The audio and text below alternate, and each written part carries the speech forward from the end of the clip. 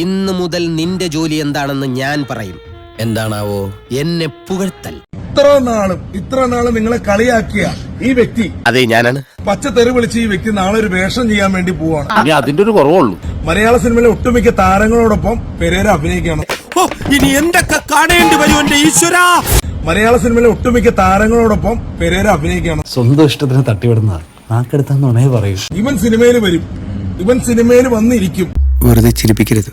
ഇവൻ സിനിമയിൽ വരും, ഇവൻ സിനിമയിൽ വന്നിരിക്കും. അതൊക്കെ ഇരിക്കത്തേ ഉള്ളൂ. അടുത്ത ദിലീപേട്ടൻ എന്നൊക്കെ പറയുമ്പോൾ അത്ര വലിയ ബന്ധങ്ങളിലേക്ക് പോണോ ശിവൻകുട്ടി? റേഷൻ കട മറന്ന് മണ്ണെണ്ണ വാങ്ങണോ? അടുത്ത ദിലീപേട്ടൻ എന്നൊക്കെ പറയുമ്പോൾ ഒരു കയറുണ്ടായിരുന്നെങ്കിൽ ഞാൻ ഇപ്പൊ തന്നെ കെട്ടുന്നെങ്കിൽ ചത്തേനെ.